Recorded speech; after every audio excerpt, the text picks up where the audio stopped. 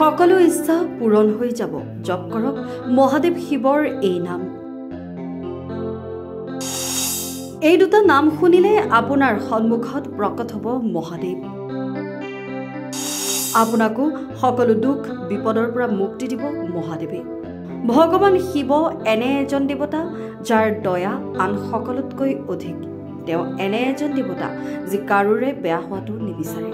তেওঁ সুখী হ'লে যিকোনো ব্যক্তিকে আশীৰ্বাদ দিব পাৰে, কিন্তু যদি খঙাল হয় তেন্তে তেওঁ যিয়েই নহওক কিয় যিকোনো ব্যক্তিকেই ধ্বংস কৰি দিব পাৰে। মৃত্যুৱেও তেওঁৰ আগত প্ৰণাম কৰে। সেইবাবে তেওঁক মহাকাল বুলি জনা যায়। তেওঁৰ প্ৰতিচ্ছবি তেওঁৰ নামৰ মাজতে নিহিত হৈ থাকে। যেতিয়া আমি ভোলানাথ নামটো শুনো, আমাৰ মনলৈ অতি শান্ত আৰু নিৰীহ শিৱৰ ছবি এখন ভাহি আহে। আনহাতে মহাকাল নামটো শুনিলে এনে লাগে যেন সময় নিজেই এক উগ্ৰ ৰূপত আমাৰ সন্মুখত উপস্থিত হৈছে। সমগ্ৰ বিশ্বই শিৱ নামৰ মহিমাৰ বিষয়ে অৱগত। এবাৰ যদি এই নামটো কাৰোবাৰ মনত সোমাই পৰে তেন্তে সেই ব্যক্তিজন সম্পূৰ্ণৰূপে শিৱময় হৈ পৰে। বৰঞ্চ তেওঁ কেৱল শিৱৰেই হৈ ৰয়, কাৰণ এই নামটোৱেই শক্তিশালী।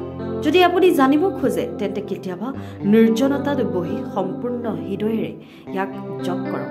ঠিক সেই মুহূৰ্ততে আপুনি ইয়াৰ প্ৰভাৱ আৰু শক্তি অনুভৱ কৰিব পাৰিব আৰু বুজিব পাৰিব যে এই নামটোৱে আপোনাৰ জীৱনত কেনে প্ৰভাৱ পেলায়। ইয়াৰ পাছত ইচ্ছা থাকিলেও আপুনি এই নামটো নিজৰ পৰা আঁতৰাই ৰাখিব নোৱাৰিব।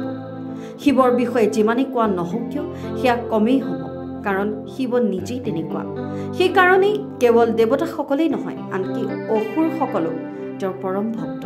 তেওঁৰ দৃষ্টিত কোনো দেৱতা বা অসুৰ নাই, কোনো সৰু বা ডাঙৰ নাই, আৰু কোনো ভাল বা বেয়া নাই। তেওঁ সকলো ধৰণৰ বন্ধনৰ পৰাই মুক্ত। তেওঁ সন্মানৰ বাবে লালসাও নকৰে বা অপমানলৈ ভয়ো নকৰে। তেওঁৰ বাবে সকলো সমান, আৰু সেইকাৰণেই তেওঁক সমদৰ্শী বুলিও কোৱা হয়।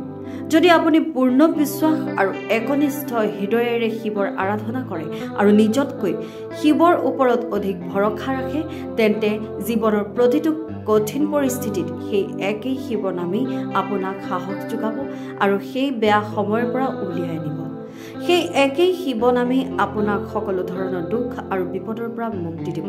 কেৱল নিজকে শিৱৰ চৰণত সমৰ্পণ কৰক আৰু এই কথা মানি লওক যে আপোনাৰ জীৱনৰ ৰছীডাল এতিয়া মহাদেৱ শিৱৰ হাতত।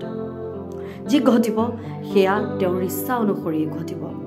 মোৰ বাবে যিটো সঠিক শিৱই তাকেই কৰিব, আৰু সেয়েহে মোৰ কোনো চিন্তাৰ কাৰণ নাই, কাৰণ স্বয়ং মহাদেৱ মোৰ লগত আছে বুলি আপুনি ভাবি ল'ব। ঈশ্বৰৰ প্ৰতি আপোনাৰ বিশ্বাস অটুট হ'ব লাগে, কাৰণ বিশ্বাসেই হ'ল ভক্তিৰ মূল ভিত্তি। আৰু যি ব্যক্তিয়ে শিৱৰ প্ৰতি নিজৰ বিশ্বাসক অটল কৰি তুলিছে তেওঁৰ ভক্তি সফল হোৱা বুলি ধৰা হয়। ইয়াৰ জৰিয়তে আপুনি এইটো জানিব পাৰিব যে যেতিয়া আপুনি ঈশ্বৰৰ সৈতে সম্পূৰ্ণৰূপে একাত্ম হৈ পৰে আৰু নিতৌ তেওঁৰ নাম স্মৰণ কৰে, তেতিয়া আপোনাৰ জীৱন কেনেদৰে পৰিৱৰ্তিত হয় আৰু আপুনি আনতকৈ কেনেকৈ সম্পূৰ্ণ পৃথক হৈ পৰে। আপুনি এনে এজন ব্যক্তি হৈ পৰে যি কাৰো ওপৰত নিৰ্ভৰশীল নহয় আৰু ভিৰৰ মাজতো স্পষ্টভাৱে পৃথক হৈ থাকে। তেওঁৰ কেৱল উপস্থিতিয়ে মানুহৰ সৃষ্টি তেওঁৰ ফালে আকৰ্ষণ কৰে। আৰু আটাইতকৈ ডাঙৰ কথাটো হ'ল যে জীৱনত শিৱতকৈ আন কাৰো গুৰুত্ব অধিক নাথাকে, কাৰণ তেওঁ এই কথা ভালদৰেই জানে যে এই সংসাৰত যদি প্ৰতিটো মুহূৰ্তত আৰু প্ৰতিটো পৰিস্থিতিত তেওঁৰ লগত কোনোবা থাকে তেন্তে সেয়া কেৱল মহাদেৱ শিৱই। শিৱ সুন্দৰ, শিৱই মহাপ্ৰলয়ৰ ৰূপান্তৰ, শিৱ প্ৰকৃতিৰ স্বৰূপ কাৰণেইতো শিৱ প্ৰকৃত পুৰুষ।